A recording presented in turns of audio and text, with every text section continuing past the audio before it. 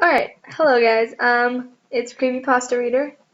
Um, Basically, I read creepypasta. This is my first video, so yeah. I use Creepypasta Wiki because I have a school computer and they don't let you use certain websites, and since it has some restricted content on it, I just have the wiki. So um, yeah. So basically, I just going to read some creepypastas. Here's the creepypasta of the month, so you can go ahead and read it. It's called Teeth. I'd never been too fond of anyone at my local school. They were all a little too rude and boring for me. You see, I grew up in a small area with not many people interested in art like I am, so I had to venture off from home and found myself attending a pretty rural art college. It's sort of like a normal university, except it's full of big-headed people. Now the only person why I'm here is because I've always wanted to be an illustrator, a children's book designer of sorts. I'd always like I'd always taken keen interest in children's media and classic books such as the Arthur series. So when I was sent to live at this college, I was taken back when I realized a lot of the other students here were all fine artists. You know the kind, the ones who like to splatter paint onto a canvas and claim it's art. I'm not really big on that sort of thing, but I didn't question it. I settled into the new place pretty quickly. I was sharing a dorm with a few other students. There was myself, a graphics designer named Josh, a film animator called Lily, and then there was one more guy called Daniel.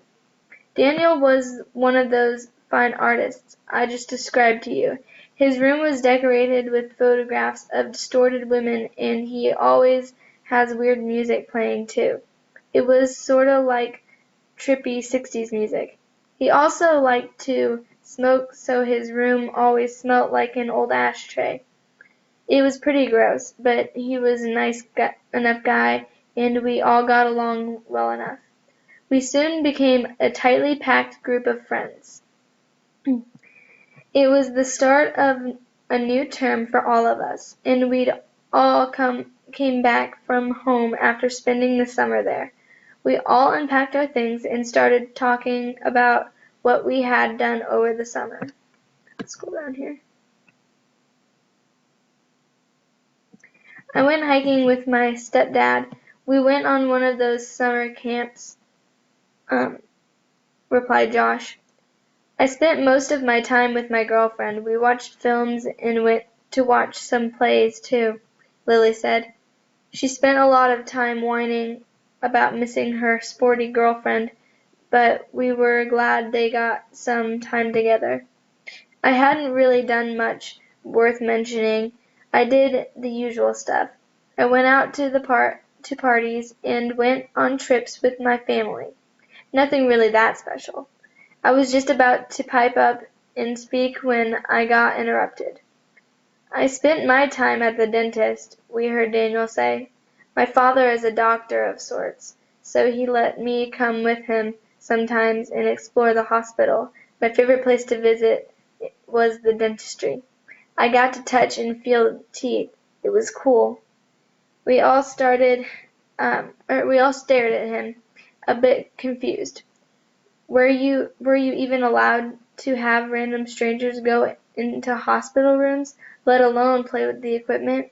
We didn't really care. We knew Daniel was that sort of guy anyway. He was known for getting into trouble for the sake of his art. That was always his excuse. We all spent our first couple of days getting to grips with our assignments. We all found out what we had to do. Naturally, I had to study some illustrators and just mimic their styles.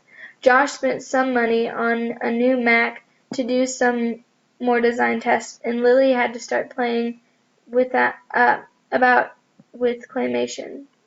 Scrolling down.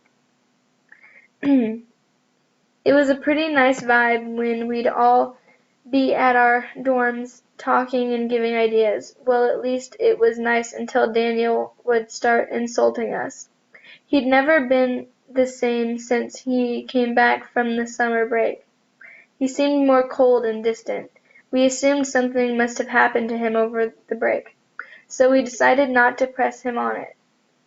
He never told us anything about his projects. In fact, he never even told us what the subject was. It was pretty normal for Daniel to be reserved, but never this much. At nights he'd just make himself some dinner and then shut himself in his room, crank up the music, and not be seen until the next morning. The rest of us would go out places like going bowling or down to a local gig. Dan used to happily tag along, but not anymore. One night myself and Josh had gone out for a long night. Lily didn't come with us. She said she wanted to see if Daniel was okay since he hadn't been talking to us for a few days now.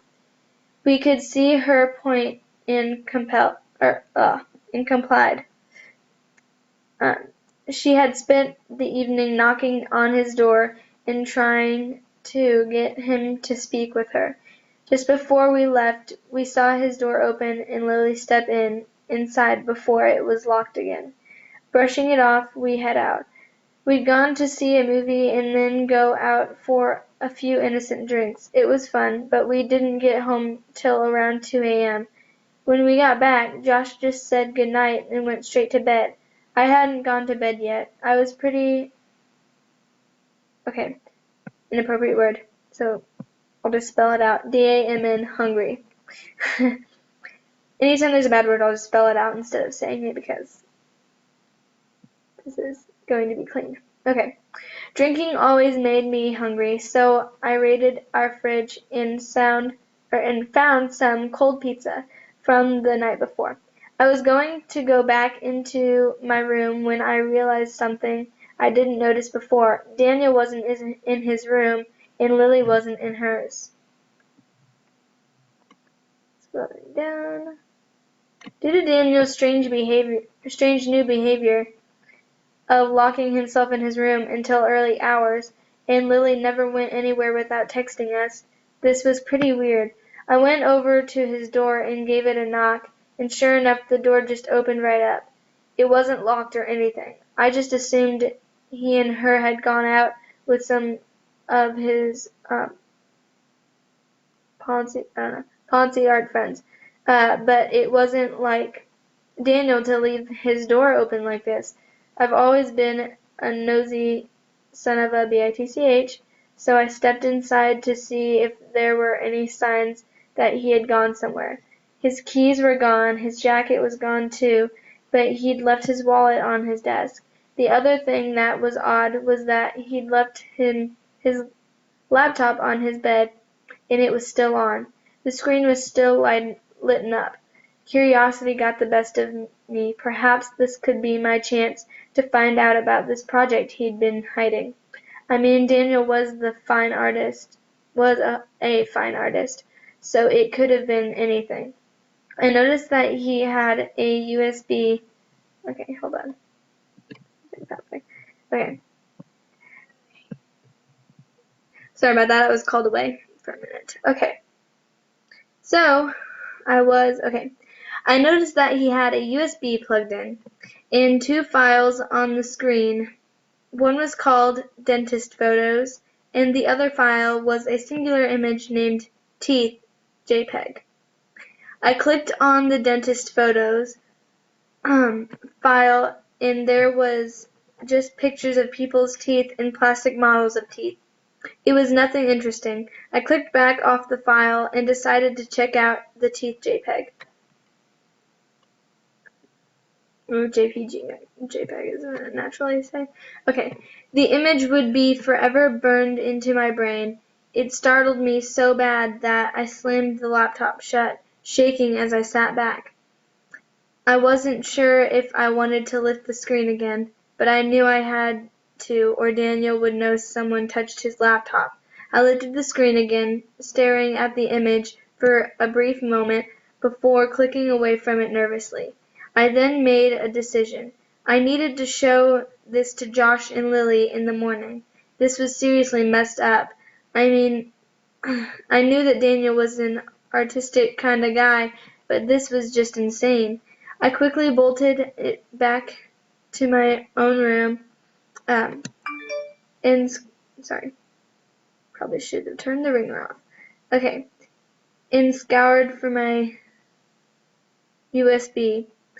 I stared at the image for a little while longer. I was trying to dismiss the image as a mere photo manipulation, but there was just something so wrong about it. Perhaps it was the black, soulless eyes, or the fact that whoever or whatever this creature was pulling up its mouth in such as weird and disturbing way.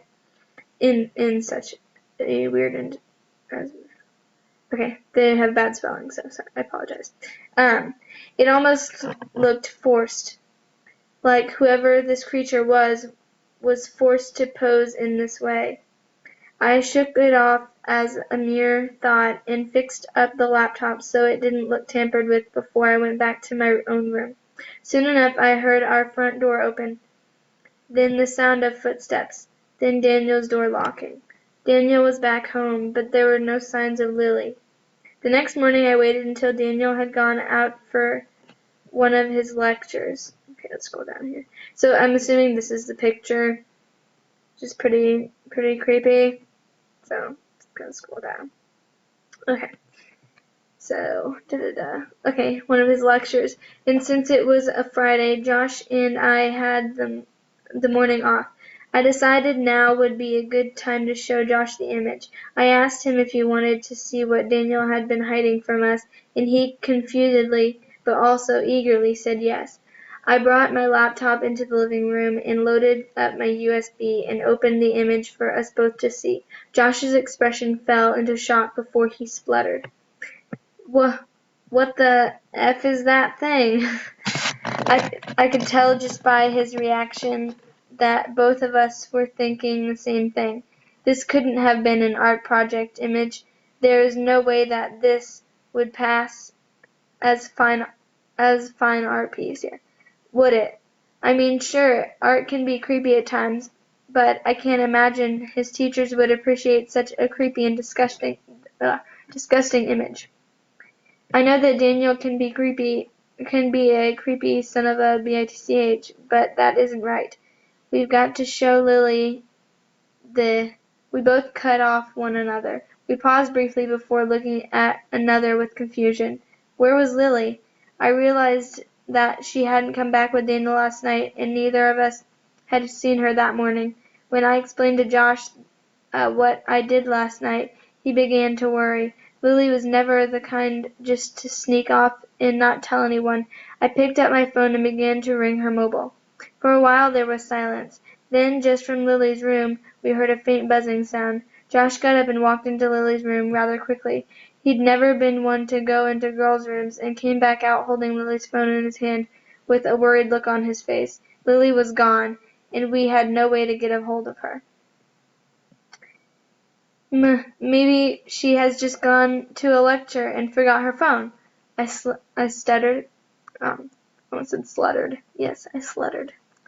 Okay. Josh shook his head, chewing on his lip out of nerves. No, Lily doesn't have lectures on Friday, remember? She'd normally at least say hello to us and take her phone. We know she lives on that thing. She never stops texting her girlfriend. He was right. Lily's life revolved around her phone, so we knew there would be no way she'd leave it. Suddenly her phone lit up. Someone was calling her. We both looked at the phone, then back at one another. Before Josh passed the phone to me, I brought it up to my ear before speaking. Hello? On the other end of the line, I realized it was her girlfriend that was calling. I recognized her husky voice. Lily? There you are. Thank God you're okay. You didn't text me at all last night or this morning. I thought something was wrong. I cringed a little bit, realizing I had to break it to her that it wasn't that I wasn't Lily. As I spoke,